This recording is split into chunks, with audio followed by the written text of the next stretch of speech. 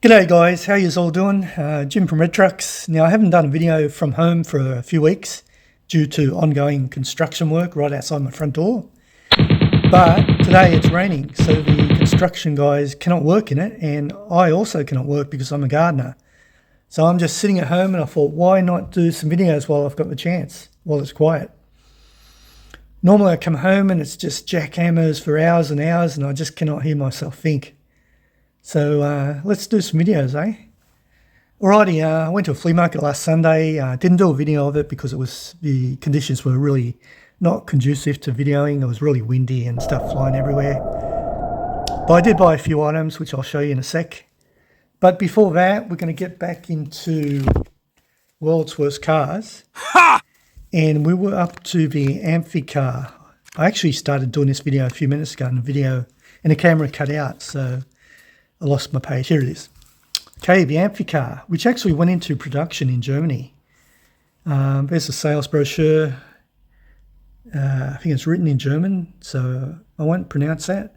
Shout out to my mate in Cuxhaven, Germany, Sparky. So the Amphicar from 61 to 68, made in Germany, as I said. Top speed of 113 kilometers per hour. Took 42.9 seconds to get to 0 to 60 mile per hour. Had an inline 4. So it says, the Amphicar was sold all over Europe. This flyer was given to dealers in Denmark, where its aquatic abilities may have been useful. So let's get into it, see what was wrong with it. I like the splashy logo on the side. Let's picture it, focus on me. You would expect an amphibious car to be well waterproofed, wouldn't you? But many an Amphicar failed when water got into the engine, causing it to seize, while water traps in the body seems encourage rust. Looks like it's got a bit of a luggage rack there. It was nothing if not innovative. To turn the Amphicar into a boat, all you had to do was drive it into the water, whereupon a propeller took over from the road wheels to provide motion. Sadly, the Amphicar was way too much of a compromise. It wasn't brilliant in water, and it was awful on the road, offering terrible handling and no grip whatsoever, while the Triumph-sourced engine felt underpowered. So that was the Amphicar from 61 to 68. You just might want to read that so I can freeze frame it if you want. Okay, next page. The Asia Rockstar 93 to 95. Made in South Korea. Brochure. Definitely on the straight and narrow. Oh, definitely not on the straight and narrow. Specs, 113 k per hour top speed, 36.5 seconds to get to 0 to 60 mile per hour. Had an inline 4. Considering the car's poor handling and bumpy ride, Asia Motors were correct to claim the Rockstar was not for the straight and narrow. Looks a bit like a Jeep, I guess. Handling was terrible. The live rear axle and leaf spring combination meant the Rockstar was prone to rolling over, while the vehicle's uncompromising ride jarred occupants' spines. The interior build quality was perhaps the Rockstar's biggest fault. Plastics were awful, the driving position uncomfortable, and the column stalks used to snap off. Power, if you could call it that, came from a choice of outdated Mitsubishi gasoline or Peugeot diesel engines. So that was the Asia Rockstar 93 to 95. The Bond Freewheeler got some really unusual cars this time. From 48 to 70. Made in Great Britain. There's a brochure, Bond Minicar, Mark C. The world's most economical car. Used to see this sort of car in the Mr. Bean movies, sort of similar, not open top, but specs, top speed 56 kilometers per hour. 0 to 60 mile per hour, not possible. Had a single cylinder, 122cc, wow. There are 4 people in this Bond minicar. One can only assume that the children don't have any legs. Okay, the use of a fiberglass body tub meant the Bond minicar didn't rust on the outside, but the steel backbone chassis became weak and collapsed, causing the stress body to crack. Creature comforts were at a bare minimum. there wasn't even a fuel gauge and the space was badly cramped. Yeah, couldn't imagine sitting up the back there. The steering was linked directly to a single front wheel, meaning you could turn it through 180 degrees. It was possible to turn a Bond round entirely on its own axis. Yeah, can imagine that. So it was a Bond three-wheeler. This is number 4. Citroën Bijou from 59 to 64 from France. Top speed 73 kilometres per hour. 0 to 60 mile per hour. Again, it's not possible. Had a flat twin. 425cc. There's the brochure. It says the Citroën Bijou was a uniquely poor seller, failing to compete with cars in a similar class, or cash in on its precursor, the 2CV. Oh, okay. Citroën should have left the idea of handmade specials to kit car makers. The Bijou's body rub was as heavy that it seriously restricted the car's already disappointing performance. Power came from the same 9 kilowatt, 12 brake horsepower, flat twin engine as used in the Citroën 2CV. Although it was dreadfully slow, the Bijou was at least fairly reliable and easy to work on. The only good thing about the Bijou is that it didn't rust. The body was made of fiberglass and was mounted on a standard 2CV chassis that was easy to keep clean. So that was a Citroën Bijou. Okay, number 5 and the last one, the Dacia Duster from 83 to 90. And it's from Romania. Specs 116 km per hour. 0 to 60 mile per hour is 22.7 seconds. Inline 4. Here's the brochure. Duster Action. That is too small to read. And it says, this is Duster Action. The car is off-roading to the best of its abilities on a patch of wet grass. There it is. It looks a bit like a Range Rover or something. Who were they trying to kid? Despite its off-road pretensions, the Duster was based on the platform of Renault 12 and offered little more in the way of ground clearance. That meant its off-road ability was limited. There was nothing luxurious about the Duster's cabin. The vinyl dashboard was basic and the seats were uncomfortable, while space in the back was especially cramped. It was a proper four-wheel drive, but the system was very crudely assembled. The second axle was engaged by means of a special clutch that linked the front and rear wheels together. So that was a Dacia Duster from 8390. So we will leave it at that. And we will bookmark it. The next one is the Datsun Cedric, 300C. So that should be interesting. But that is for another time. In the meantime, let's get into what new arrivals I've recently picked up. Okay, let's have a look at these two first. You would have noticed, I think it was about 2 weeks ago, I picked this up at a Woolies. So there are some cars that I do actually collect. And I like the look of this. I saw it on Big Kegs. I think maybe Chris's channel as well, and definitely Mark's channel. So I'm going to keep this one, and let's open it and take a quick look. It's quite light. It is metal though. The wheels look really small to me. I don't like those rims. If I was a wheel changer, I'd definitely whack them off. Torch, where's my torch? Let's have a look at the interior. It is a right-hand drive, tiny little steering wheel. Really, really small. But the interior is okay. So yeah, that is a Lotus Cortina. Let's give it a spin. Zoom in on it. And then on the same day, you would have seen me pick up this little Alfa Romeo Giulia, or Giulia, however you pronounce it. So another one that I like and I'm going to keep. Yeah, really nice. I like the details at the back, the way they've done the lights and the number plate, little exhaust chrome tip sticking out. Again, I don't like these wheels on it. The interior is in chrome, which I don't like either.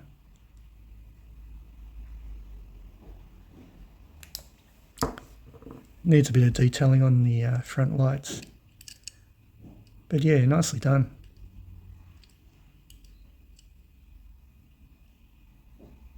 Got a little Hot Wheels logo there, Momo, Alfa Romeo. Sort of blue tinged windows, roll cage, side mirror on one side. So yeah, it's not too bad. I like it. I like these little compact, what's the series called? Compact something. Compact Kings, yeah, Compact Kings. So yeah, there's those two. I haven't been buying much lately. So let's have a look in the bag of goodies from the flea market. There were a lot of sellers at the flea market last Sunday, I must say. And I picked up a few things. I saw a couple of fire truck models, an old Siku, which is mostly plastic, I didn't like it, and an old Lesney matchbox, which I don't like it. It was in pretty flea-bitten shape anyway. So anyway, picked up this old one. This is a Dinky Toys Triumph Herald Meccano, made in England. Is there a date? Not sure the year of manufacture. But anyway, I've got a mate in Thailand who loves these scruffy looking cars. So I picked it up for him. You might be able to do something with it.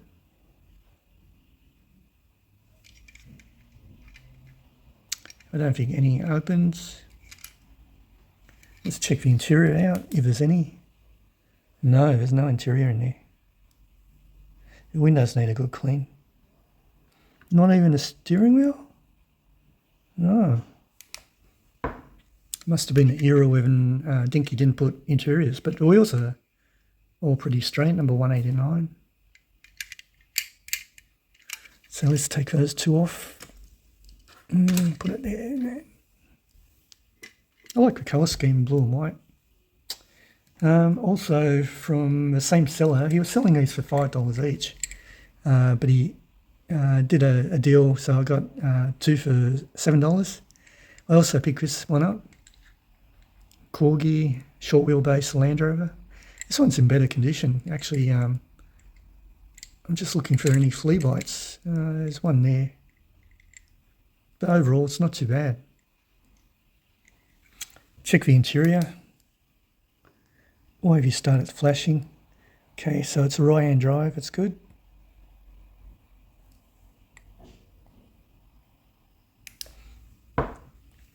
So this is for a mate who collects Land Rovers as well as other things. It's a patrol service, AA. It's not Alcoholics Anonymous, it's something else, Automobiles Anonymous or something. But yeah, that's in really good shape, and it's actually got rubber tyres, I believe. Yeah, it could take more. Yeah, that's a nice one. So let's put that on the turntable and spin it. Next up was a guy, one of the regular sellers, and he had a box of old Matchbox, and they were going for free for $20 because they're brand new. Yeah, well, I think they're brand new anyway. Here's one of them. So I ended up getting free. You gave it to me for free, as I said, free for $20. I went through the whole box from top to bottom. There was no fire trucks at all. This is from 1991. Park Ranger. Again, this is for someone who collects Land Rovers. No names. So let's get out and have a look.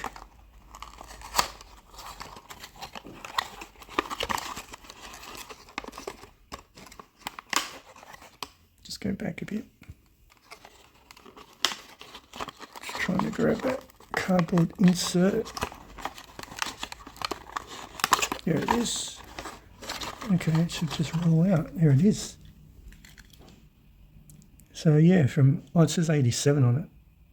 Okay, 162 scale. Land Rover 90. Park Ranger. It's got a little tow hitch there.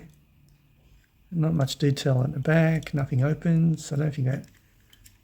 Oh, the roof might come off. It's sort of loose.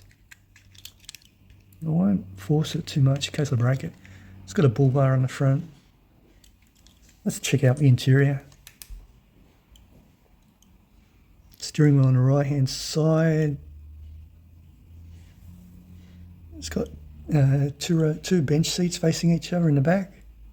So I can imagine this driving through a wildlife park looking at all the lines and drafts and things. That'd be cool. So let's get those two off and put this one on. Let's get a bit of a close-up on it. Next up, we got this Hot Wheels. Originally it was $1.85 in Big W. Wow, how long ago was that? Because I know Big W's been selling the Hot Wheels for years at $2 each. Here's some of the others you can get. Classic Cobra, Byway Man, Suzuki Quad Racer, Goodyear Blimp, Recycling Truck. And this is from, what's the date on it? 91. I think I'll leave this in the packaging because I'm not going to keep this. I'll just give this away. But that's a pretty cool ice cream truck. Yeah, I like that.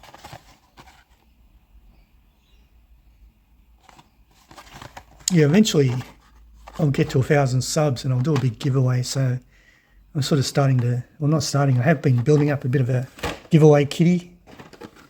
Let's put that there. Yeah, it's probably going to take me another year and a half to get to 1,000 subs the way I'm going. I think I'll pick up about five subs per month. So yeah, it's going to take a while. Anyway, and lastly, here's another Matchbox, VW Transporter. Collect all 75 vehicles. This one's more recent, I think. Where's the date on it? Hasn't been punched even. Oh, stuff underneath. 2000. Okay. Has this one been open? This one hasn't been open, so I'm not gonna rip it open because I'm gonna give this away to another mate. But yeah, it looks pretty good. I like that big sunroof on top. Not sure what that mark is on it. Is that a... I don't know, that's a fault or what? Matchbox on the side. Oh. Why's the... It's got marks on the side. Why is that? Don't know if it's meant to be like that or not. Should we open it? Yeah, let's open it and have a better look. I'll just pause. Yeah, it's just recently I was commenting on one of Mark's videos, Mark's diecast and resin scale model collection, because he bought that big plastic transporter carry case from an op shop.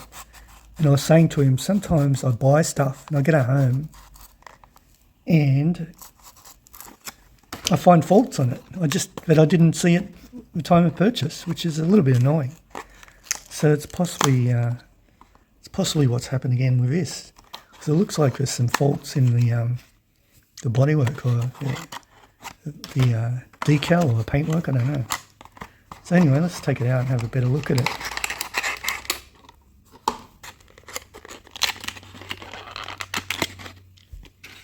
Let's look at the base. 1995 or 3. I'm not sure. Maybe a bit of zoom will help. 98 actually. God, I need glasses. 165 scale. Yeah, what's going on with that paintwork? Looks like it's all cracked. It's unfortunate. Same on the other side. Is it exactly the same? Oh, maybe it's meant to be like it, I think. So look at that side. Look at the cracking. See, there's a double crack on the T and the R.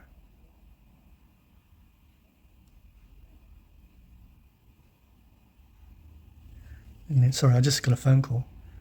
And then on this side, no, it's different. Oh, it's there, similar crack there.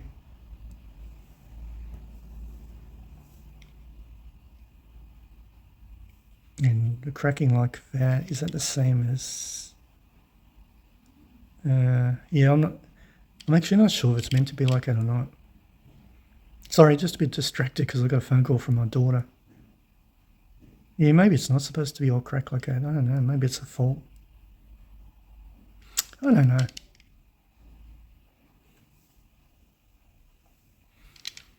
Sorry, I'm just reading a message from my daughter while I'm looking at this. Focus, Jim. So there's the interior.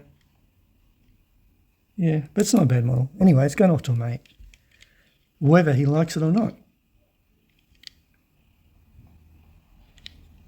Yeah, all right. I'm going to wrap this up because I've got to ring my daughter now. But I'm glad I got this video done. So, as usual, tell me which one you liked. Tell me if you enjoy listening to the book and looking at the book, because we haven't got far to go. Because, look, we're right near the end there. The last few pages. Sorry, I can't get it close enough for camera without knocking that off the base. Yeah, okay, guys. Thanks for joining me anyway.